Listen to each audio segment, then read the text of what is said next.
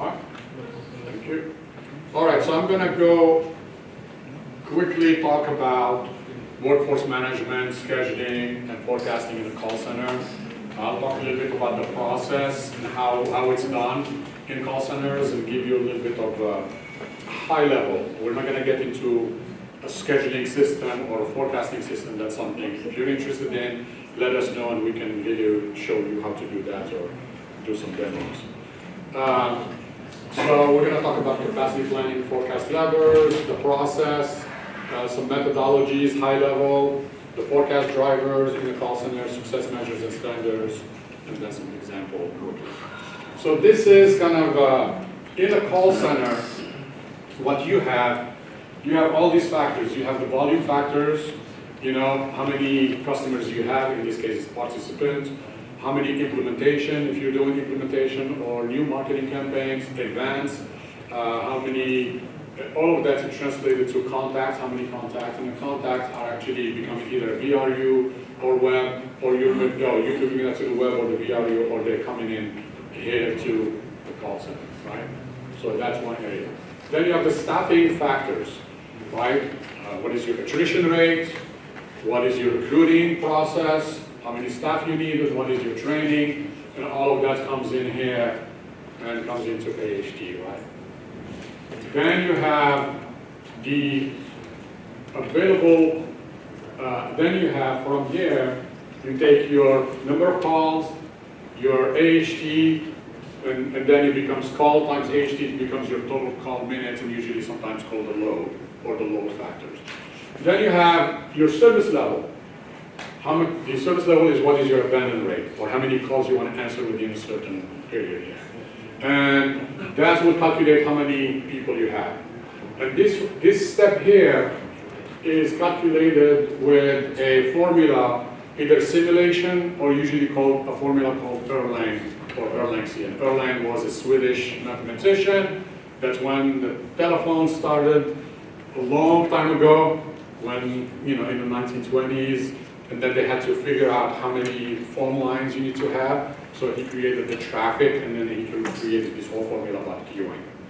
And so that's why we will calculate how many FTEs you need, because it takes into account how many people are in the queue, what is your abandon rate, and there is like, you know, a formula behind the scene that calculates that. So that's kind of, it starts with this. And this you can do it at usually at the monthly level, right, or weekly level.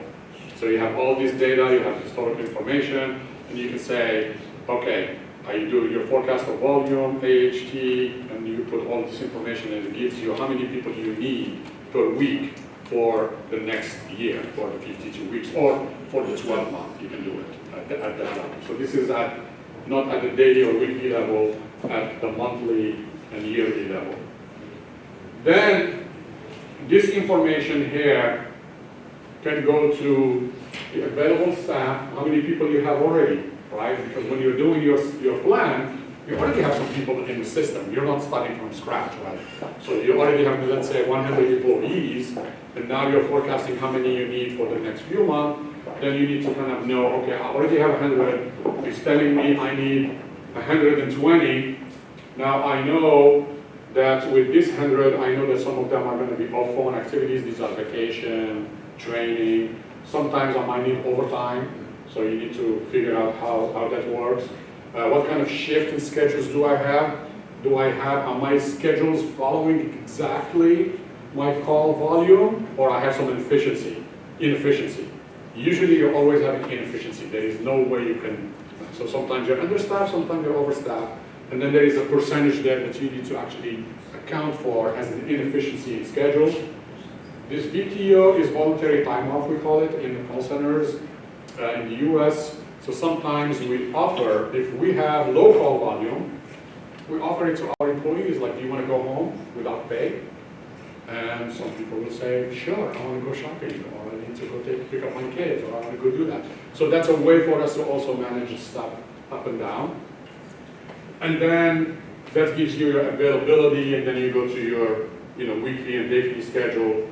And then this is at the monthly level, and then the same thing goes into the weekly and daily level. So this is, and I'll go a little bit on how we do it and how often.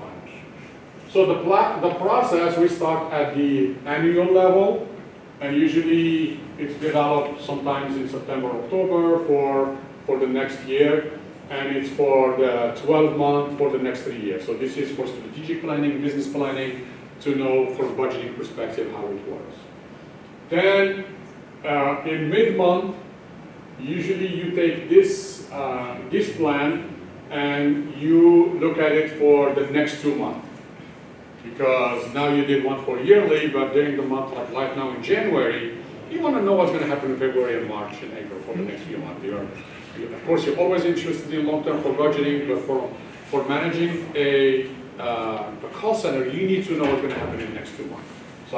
So that you find out, is your training going to be happening, or are you going to be short-staffed or understaffed? So it's the same level that you do on the 12th month, you do it for the next 2 months to kind of just see, because you have more recent information, then your forecast is going to be a little bit more accurate than when you did it for, let's say when you looked at February and March and April, maybe in September or August of last year.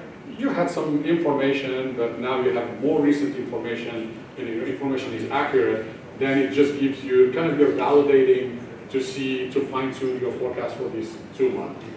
And then it's either the volume is a little high, an initiative happen and the AHT goes out the window, or people quit all of a sudden, 20 people come in, walk in and say, we're out, and now you're sitting there and you need to figure out what to do. So if you don't have a plan, then you're doing it from a gut feel.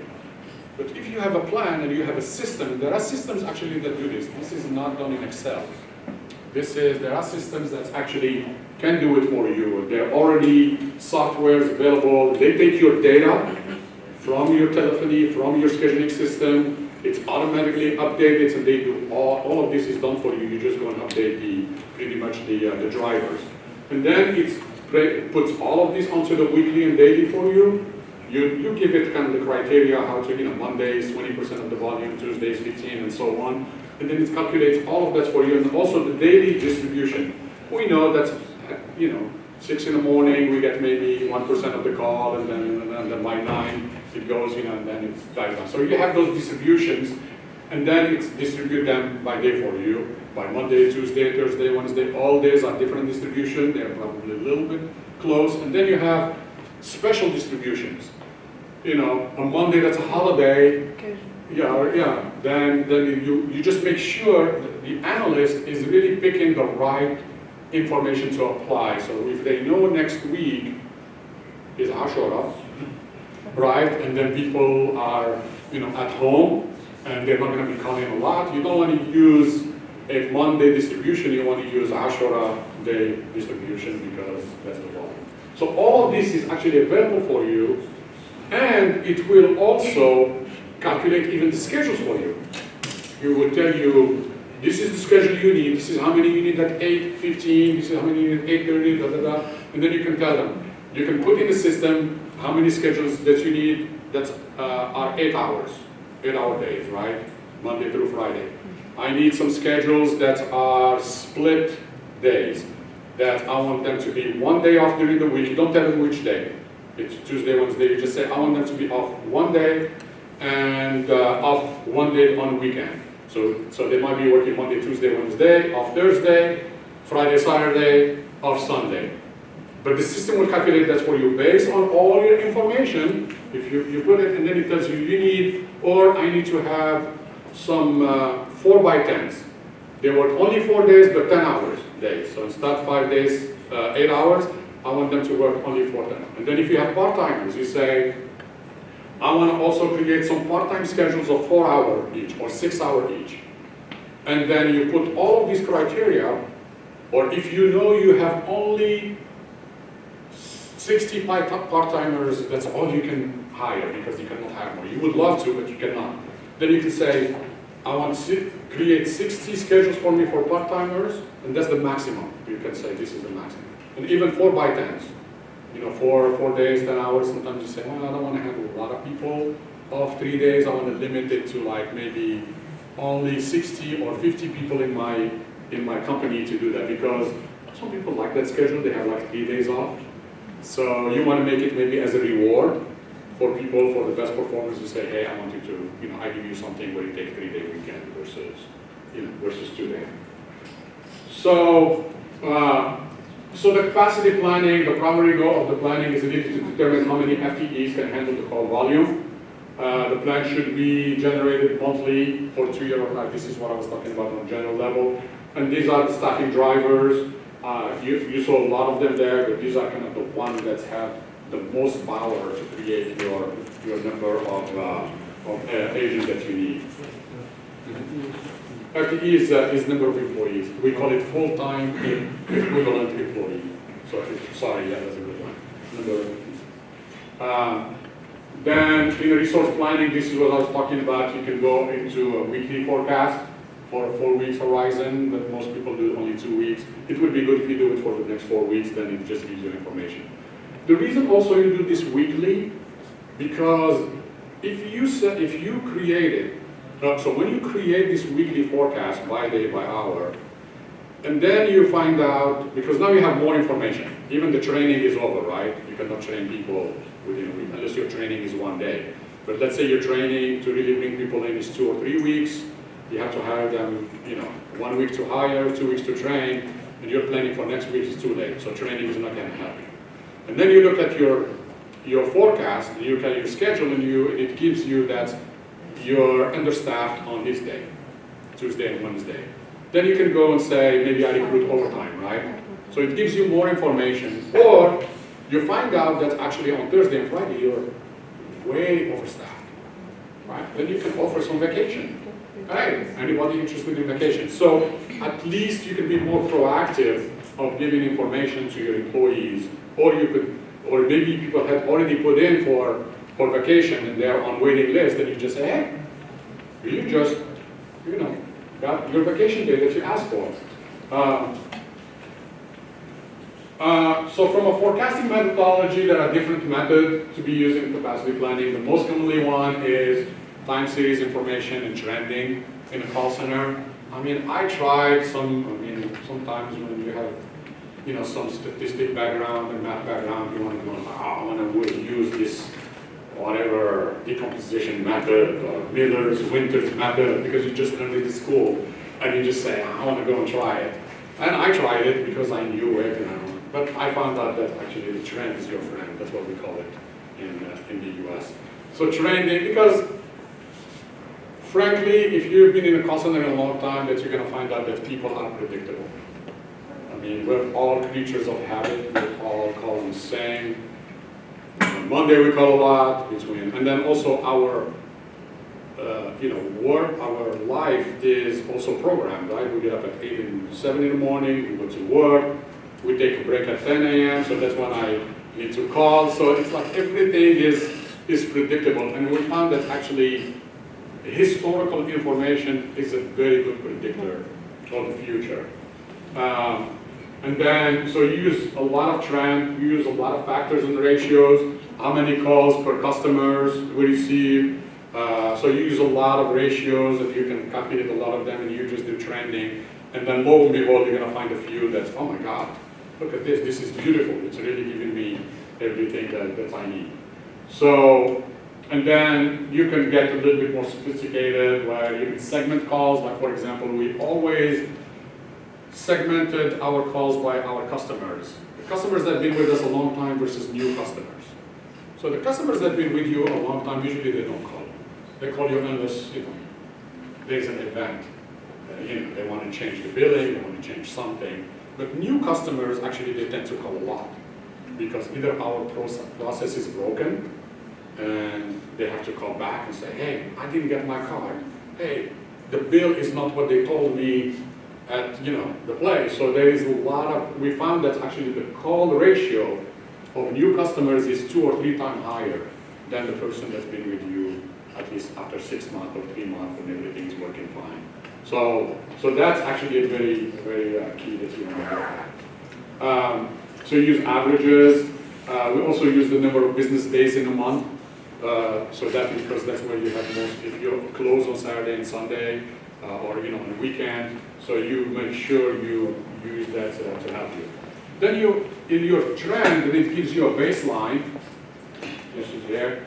It gives you a baseline of trend, but then this is where you have to have a meeting with your marketing folks, with other parts of the organizations, and you ask, are you doing anything that I should be aware of? So our capacity planning and forecasting analysts, they're very connected with the marketing organization, with the back office operations, and they're always kind of asking questions, are you going to do something? Is something happening in the back office? Oh yeah, the file that updates all the billing didn't update.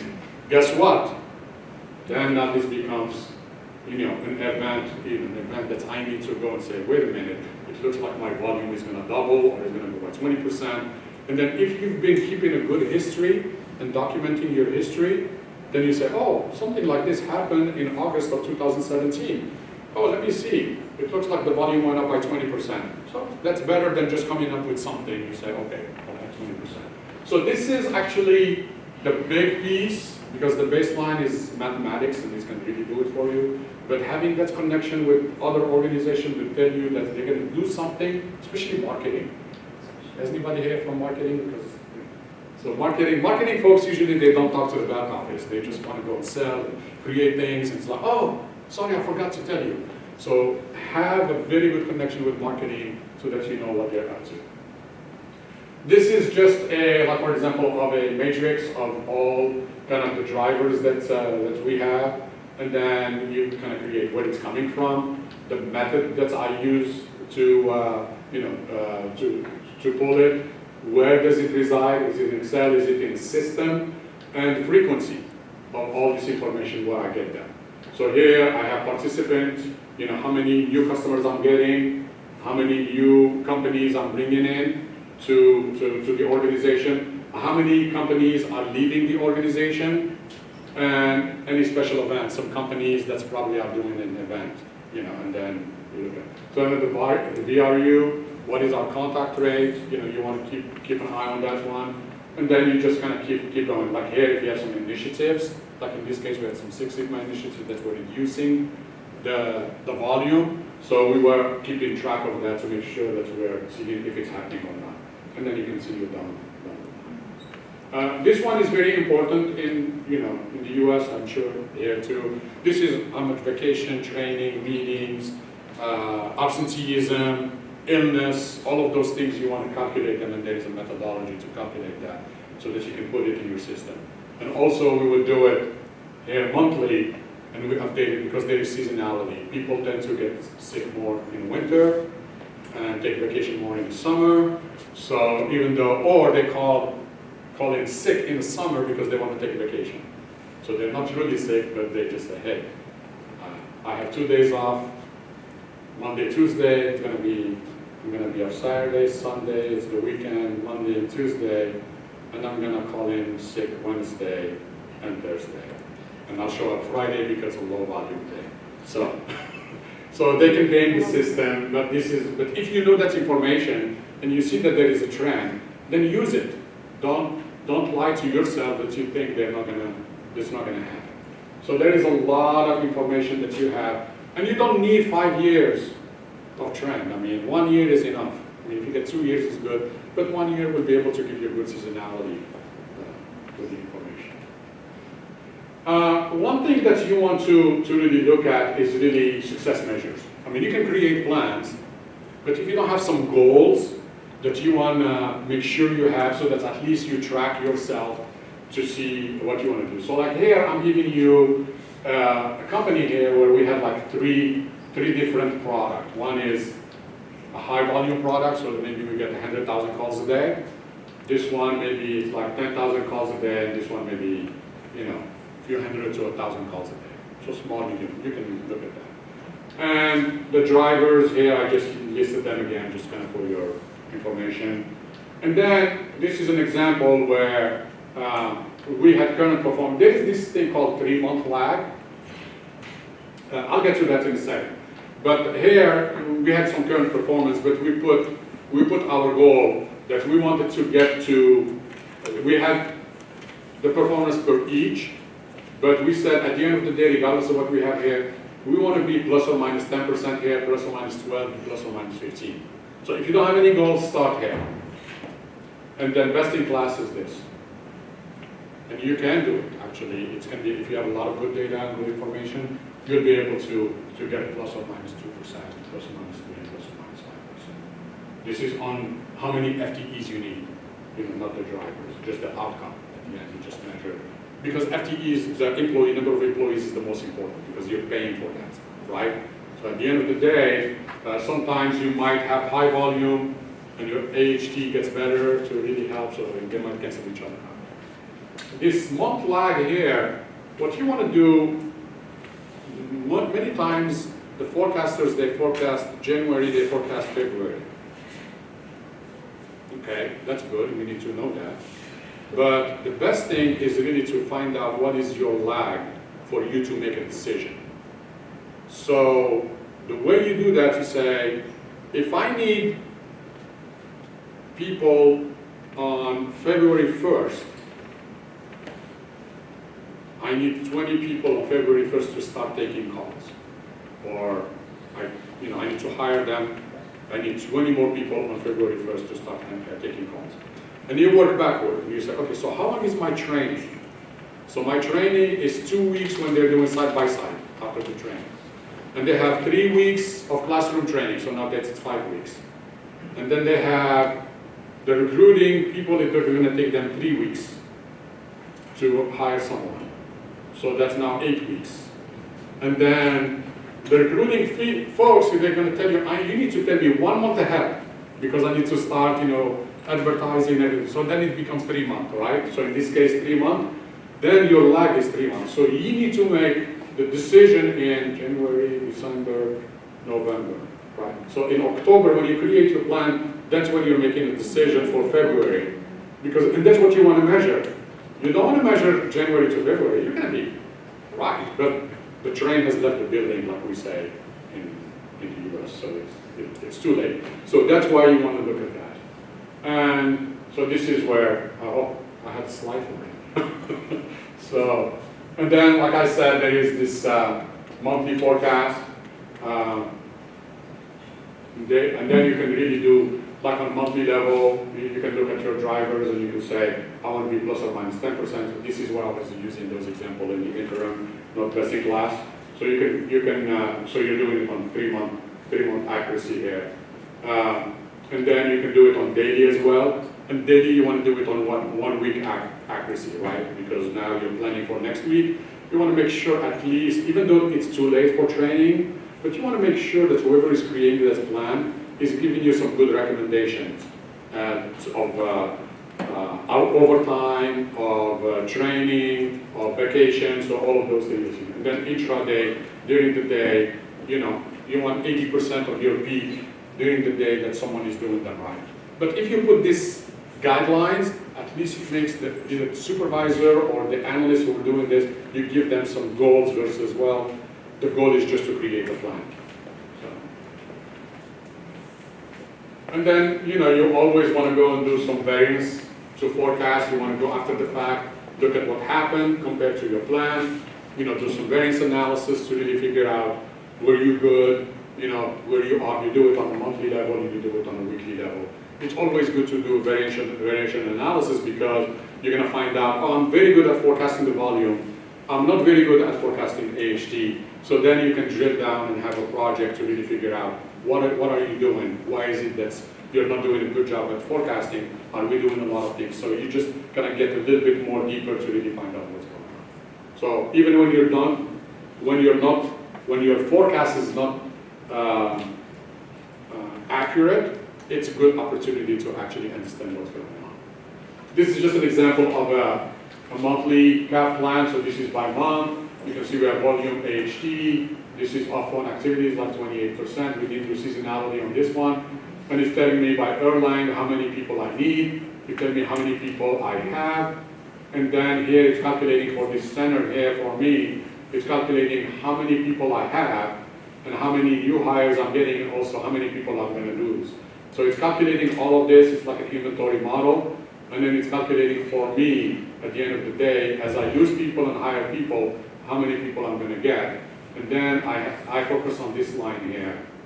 It tells me that's my plan. I'm going to be 1 person over 1 month, 1 less, 3 down, 1 down, 2 more, 2 down, and so on. And you want this plus or minus 1 or 2 or 5, because you can use over time to really handle that. So you wanted this as close as possible.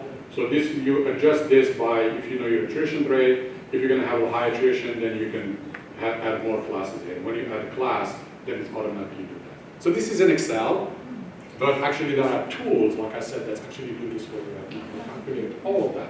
And they do it for multi-sites, they do it for everything, and if you have a site that you pay more than another one, then they will tell you, okay, well, you need to hire the other. So they give you even optimize your cost as well for you. This is just an example of a forecast accuracy report where you're looking at each, each volume, age, minutes, number of employees, participant, OPA, and you're just doing a very analysis to make sure are you doing right or not. And then these are just some reports of how you kind of track. Like I was saying, 1 year is enough, so you have 1 year information and then you can see what's happening this year. So this is actual, and this is what you're forecasting, because you know something is happening in here, maybe a lot of deconversions on it. So just, we don't have time for practice exercise, we're more tired. But, Thank you. but anyway, we have a lot of information. This is kind of just high level, but there are a lot of tools today that does this work. All right. What time is it? You guys are the good students. You all get an A, like we say. 20 sur 20.